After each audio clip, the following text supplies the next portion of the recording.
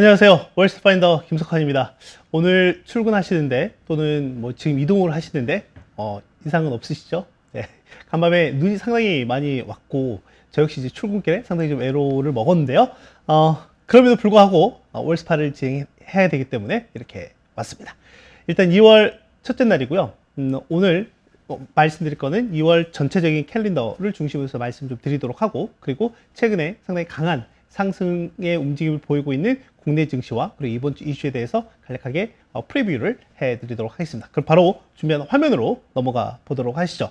자, 일단 전체 2월 캘린더를 이제 준비했는데 조금 이제 내용이 좀 빡빡하긴 합니다. 빡빡하긴 한데 2월 전체적인 내용 중에 좀 어떤 부분을 좀 봐야 할지 왼쪽에 있는 주요 이슈들을 중심으로 해서 좀 확대해서 말씀 좀 드리도록 할게요. 자, 일단 지금 이번 주 주간에 보면 빅테크들의 또 실적이 있습니다. 이미 뭐 마이크로소프트라든지 테슬라라든지 이런 메타라든지 몇몇 갭들이 이제 실적 발표를 했지만 이번 주 후반에 뭐 아마존이라든지 알파벳과 관련한 기업들의 이제 실적 발표가 예정이 되어 있고, 특히 월 후반에 가시면 엔비디아의 실적 발표가 2월 25일에 예정이 되어 있다라는 것까지 같이 체크하시면 될 것 같습니다. 그리고 2월 들어서 좀 눈여겨봐야 할 이슈 중에 하나가 뭐냐면 우리가 가까운 일본의 조기 총선이 예정이 되어 있다라고 하는 거죠. 제가 예전에 월스파를 통해서도 한번 말씀드렸던 부분 중에 하나가 뭐였냐면 일본 같은 경우에는 지금 이쪽 두 번째 그림을 보시면 일본의 국채금리, 특히 장기물 금리 같은 경우가 뭐 발행한 이후, 그러니까 뭐 1999년부터 20년물이나 30년물을 발행하기 시작을 했고요. 40년물 같은 경우에는 2007년부터 발행을 하기 시작을 했는데 발행 시점 이후부터 가장 높은 수준의 금리까지 올라와 있는 상황이다라고 하는 거죠. 이제 그런 것들이 시중에 약간 엔캐리 트레이드 자금의 청산 압력을 높이는 게 아니냐라고 하는 그런 우려를 낳기도 했습니다. 그런데 제가 이 부분에서 여러분들께 말씀드렸던 것 중에 하나가 엔캐리 트레이드 자금이 청산되기 위해서는 두 가지 조건이 필요하다라고 말씀드렸고, 한 가지는 금리입니다. 뭐 일단 금리는 어느 정도 충족이 되어가고 있다라고 하는 거고, 두 번째가 이제 환율인데 환율이 지금 쉽게 그렇게 엔화 강세 기조로 가고 있지는 않죠. 물론 지난주에 미국과 일본의 환율 외환 시장에 대한 공조 영향으로 인해서 공조 가능성에 대해서 이게 시장이 좀 약간 붉어지면서 엔화가 158원대에서 뭐 153원대까지 상당히 단기간에 가파르게 강세로 전환되는 모습도 있기도 했었습니다. 물론 그 영향으로 인해서 우리나라 원화도 1480원대에서 1430원대로 급격하게 내려온 부분도 있었어요. 그런데 그 주 후반에 스캇 베센트 미 재무장관이 했던 얘기는 뭐냐면 외환 시장에 직접적인 개입은 하지 않겠다라는 내용을 좀 돌리면서 다시금 일부 되돌림이 좀 나타나기도 했다라는 것까지 같이 챙겨서 보시면 좋을 것 같습니다. 뭐 일단 캘린더 내용은 저희가 같이 좀 체크해서 링크를 걸어 드릴 테니까 같이 참고해서 보시면 좋을 것 같고, 이제 또 하나 마지막으로 하나 볼 거는 뭐냐면 지난 30일이었죠. 트럼프 대통령이 차기 연준 의장으로 일단 케빈 워시 전 연준 이사를 지명을 했습니다. 뭐 자료 화면을 통해서 보시면 알겠지만 그 전까지만 하더라도 지난해 11월까지만 하더라도 현재 백악관 국가경제자문위원회 위원장을 맡고 있는 케빈 하셋이 가장 유력했었는데 트럼프 대통령이 현재 내각에 좀 남았으면 좋겠다 이런 내용이 나온 이후에 이제는 거의 뭐 가능성이 제로로 떨어졌고, 그 이후에 이제 케빈 워시와 그리고 블랙록에서 채권 부분의 최고 투자 책임자를 지냈던 릭 리더가 상당히 좀 향후 차기 연준의장 후보로 좀 높아졌다라고 하는 건데, 결론적으로는 케빈 워시가 지명이 됐다라고 하는 거죠. 아시겠지만 케빈 워시 현재 이제 차기 연준 지명자 같은 경우에는 과거 연준 이사로 있었을 때 상당히 강한 매파 인사이기도 했었다라고 하는 거죠. 그런데 지금 트럼프 대통령은 이 케빈 워시 연준 의장 지명자에게 요구하는 거는 금리를 대폭 낮춰라 라고 하는 거죠. 자, 이게 이제 앞으로 연준의 통화 정책 방향성에 어떤 영향을 미칠지 저희가 눈여겨 볼 필요가 있겠습니다. 물론 방금 저희가 브리핑을 통해서도 말씀드렸던 것처럼 차기 연준 의장이 이제 지명이 되면서 어떻게 보면 금과 은 가격의 급락세가 좀 나타나기도 했는데, 이거는 약간은 투기적 수요가 어느 정도 좀 거품이 빠지는 과정이라고 볼 수가 있을 것 같고, 제가 계속해서 말씀드렸던 구조적 수요 측면은 여전히 강력한 모멘텀은 있다라고 보시면 될 것 같습니다. 자, 그리고 오늘 준비한 내용을 통해서 말씀을 좀 드리도록 하겠습니다. 일단 이번 주 주요 경제 지표와 일정을 좀 한번 보도록 하겠습니다. 방금 말씀드린 대로 실적 관련한 부분을 좀 보면 수요일 장 마감 이후에 알파벳이라든지 일라일리의 실적이 예정되어 있다라고 하는 거예요. 그러면 이제 우리나라 시각으로는 목요일 새벽이겠죠. 그리고 이제 목요일 같은 경우에는 아마존 실적 발표가 있을 예정입니다. 앞서 이제 브리핑에서도 아마존이 1만 6천 명에 달하는 또 한 번의 대규모 정리해고를 발표하기도 했죠. 최근에 실적 발표를 한 글로벌 주요 기업들 중심으로 해서 대규모의 그 감원 또는 정리해고에 대한 내용들이 좀 나오고 있다라고 하는 것까지 같이 좀 체크해서 볼 필요가 있을 것 같고요. 그리고 이제 이번 주 후반부에는 미국의 고용보고서가 이제 발표가 될 예정이다라는 것까지 같이 챙겨서 보시면 될 것 같습니다. 자, 그리고 이제 오늘 말씀드릴 내용은 뭐냐면 일단 우리나라 증시를 한번 리뷰를 좀 해드리고자 하고요. 그리고 이번 주 프리뷰를 할 텐데 과연 코스피 신고가 랠리가 언제까지 이어질 것인지가 가장 중요한 포인트이지 않나 생각이 되고 지정학적 이슈 관련해서는 지금 이제 미국과 이란의 긴장감이 다소 고조가 되고 있는 부분들이 있는데 이 내용은 보고서를 통해서 한번 참고해서 보시면 좋을 것 같습니다. 자, 그리고 지난주에 이게 지금 제가 금요일에 자료를 발간하기 때문에 금요일 미국장 내용이 반영이 되어 있지 않습니다. 그러니까 실제 1월 23일부터 29일 기준으로만 보면 은이 주간 기준으로 20% 가까이 상승을 했다라고 하는 거죠. 그래서 연간 기준으로 보면 지난 목요일까지는 은이 60% 넘게 상승을 하면서 작년에 110% 올랐고 올해 60% 넘게 올리면서 상당히 강하고 빠른 속도의 상승 랠리가 펼쳐졌었다. 근데 여기에는 아무래도 뒤늦게 은가격 상승세를 추종하고자 하는 포모 심리가 상당히 강하게 반영이 됐을 거다 하는 거고 또 하나는 투기적 수요가 강하게 반영이 되면서 은가격의 강세가 좀 나타났다. 다만 금요일을 기점으로 해서 그 투기적 수요에 대한 심리 자체는 이제 상당히 꺾였다 정도로 이해를 하면 될 것 같습니다. 그리고 또 하나는 지금 앞서 미국과 이란의 긴장감이 고조가 되면서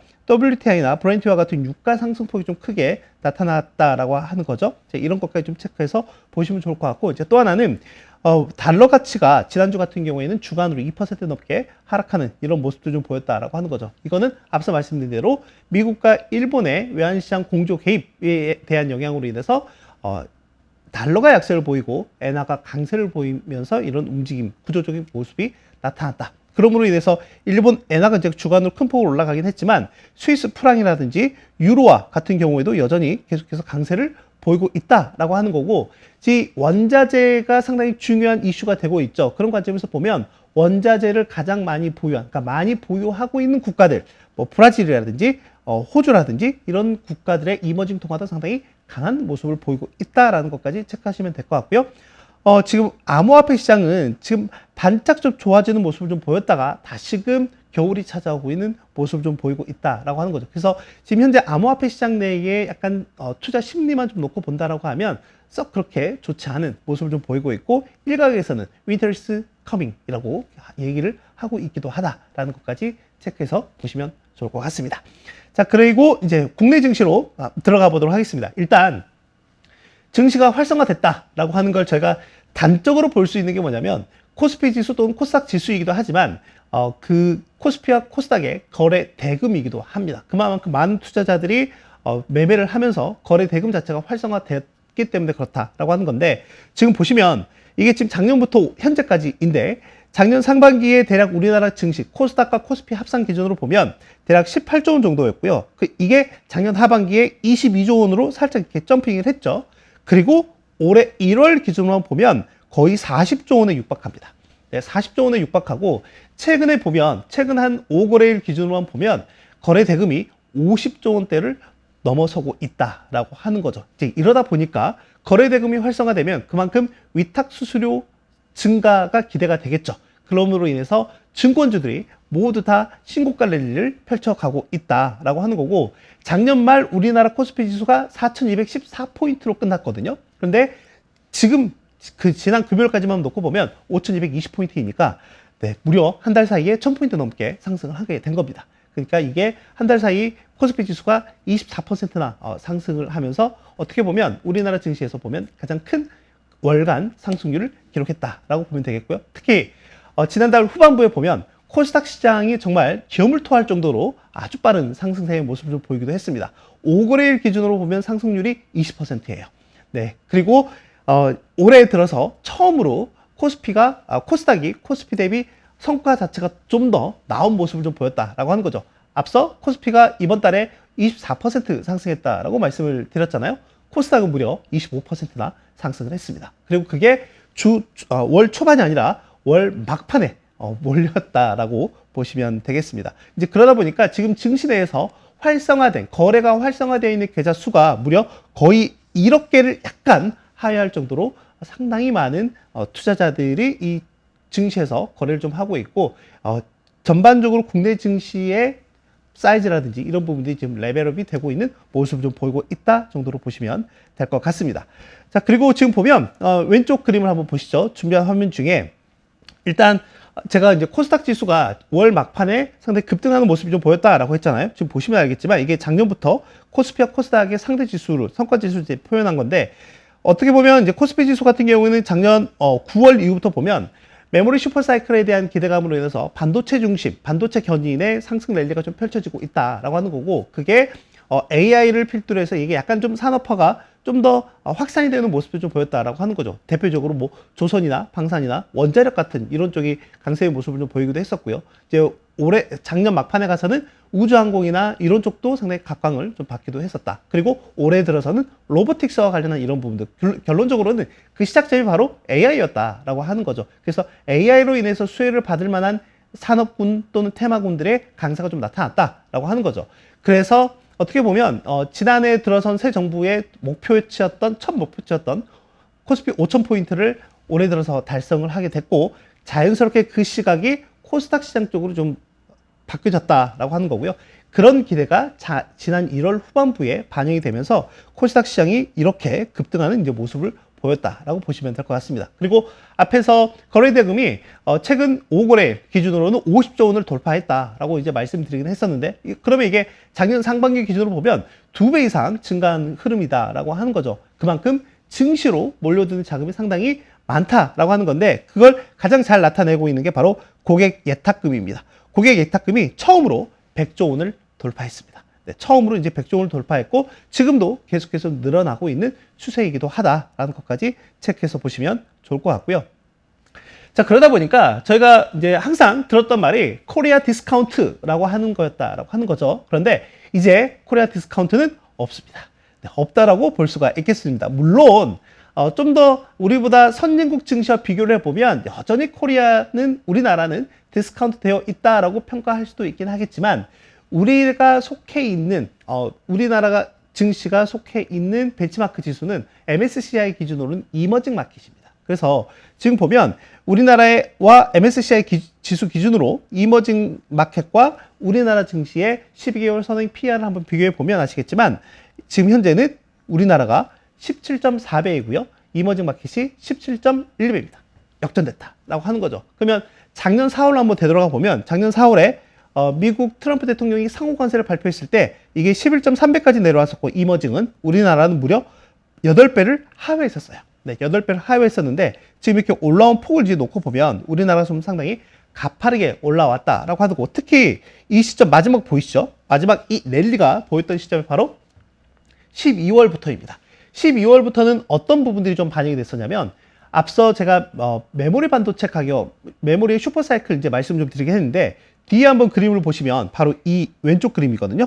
이게 바로 우리나라, 그러니까 삼성전자라든지 SK하이닉스가 만들어내고 있는 메모리의 가격 추이예요. 보시면 알겠지만 메모리 슈퍼사이클이 얘기가 나왔던 9월 말 10월부터 메모리 가격이 축축축축 올라가기 이제 시작을 했고요. 특히 레거시 메모리라고 할 수 있는 DDR4, 16기가 뭐 이런 쪽 같은 경우는 작년 12월부터 가격이 이제 급등하기 시작을 했다라고 하는 거죠. 그러니까 좀 더 이제 HBM이라고 하는 고성능, 고사양의 메모리뿐만이 아니라 그게 낙수 효과를 보이면서 이제는 약간 범용적으로 쓰이는 이런 메모리 가격에도 영향을 미치면서 가격이 이제 급등하는 양상이 나타나면서 앞서 보셨던 이 12월 랠리가 이어지는데 큰 영향을 좀 미쳤다라고 볼 수가 있겠습니다.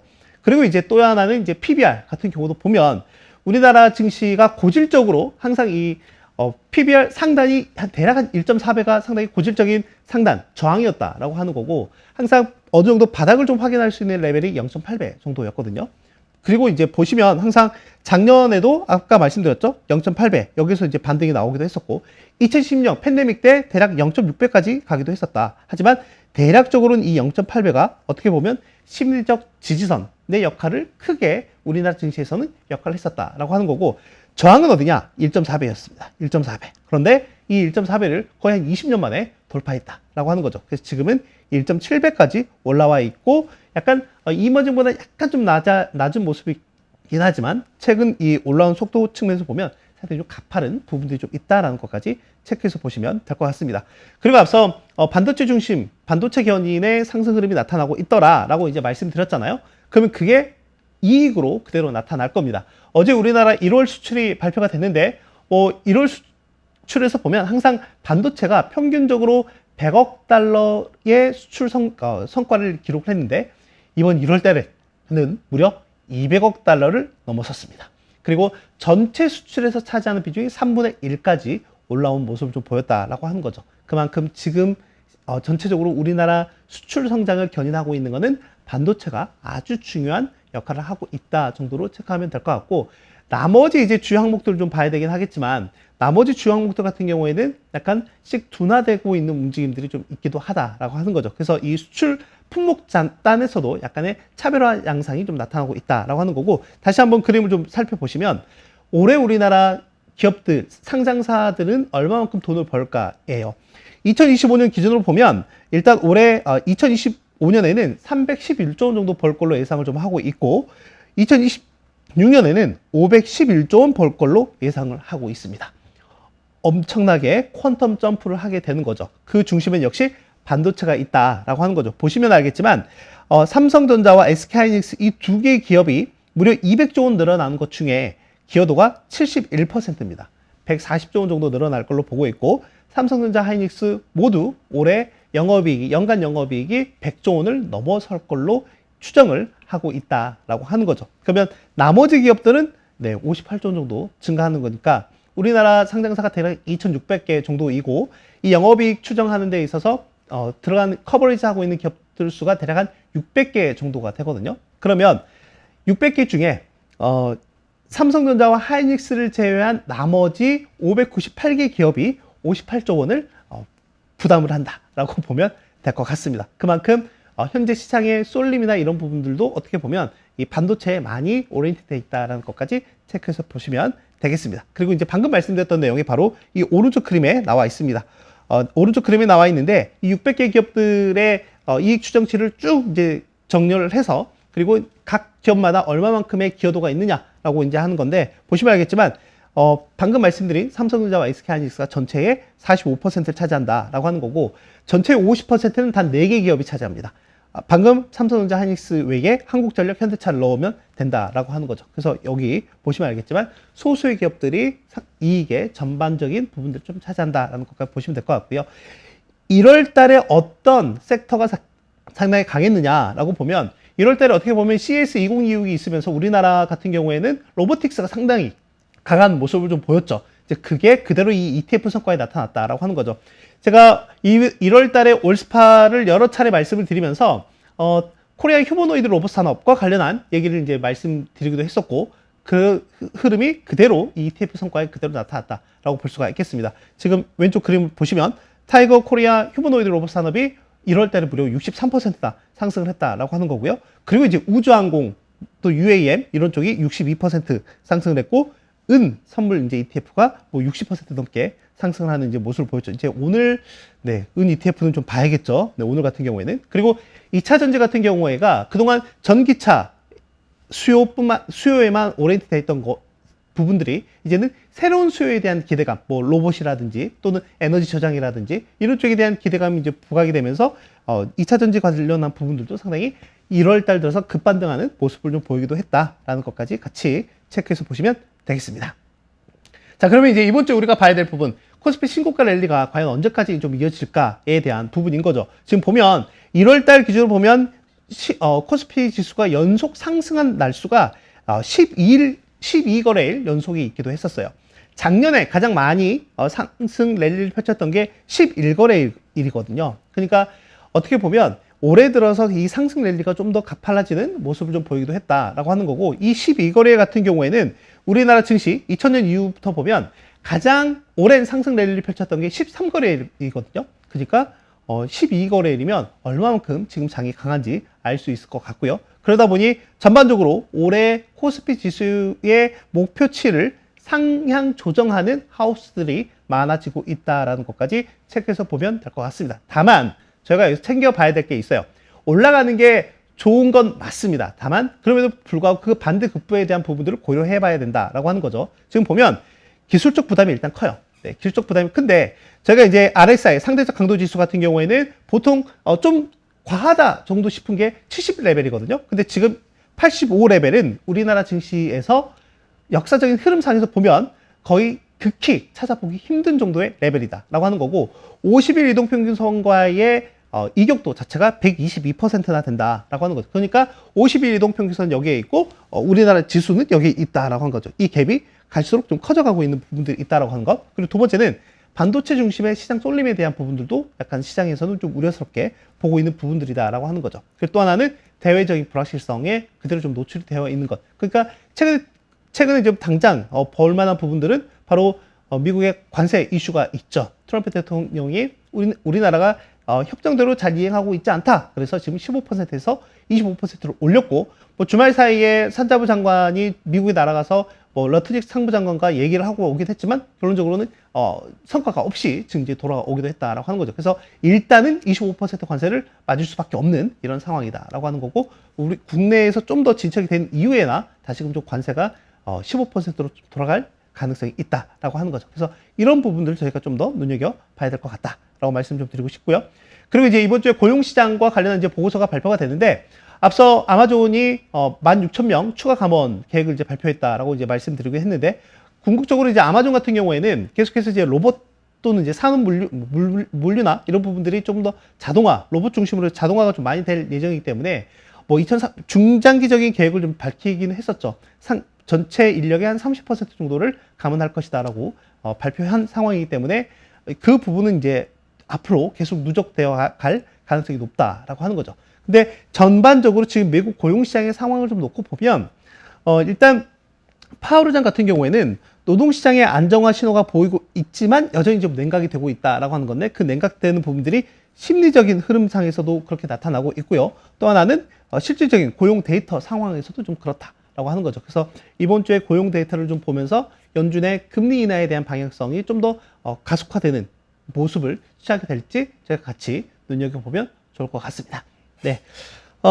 오늘 좀 월요일 아침이라서 좀 빡빡한 일정 감도 있기도 했었는데요. 오늘 준비한 내용들을 잘 복귀해 보시면서 투자하시는데 판단하는데 중요한 보조 자료가 됐으면 좋겠습니다. 오늘 준비한 내용은 여기까지 하도록 하고요. 저는 다음 주에 뵙도록 하겠습니다. 감사합니다.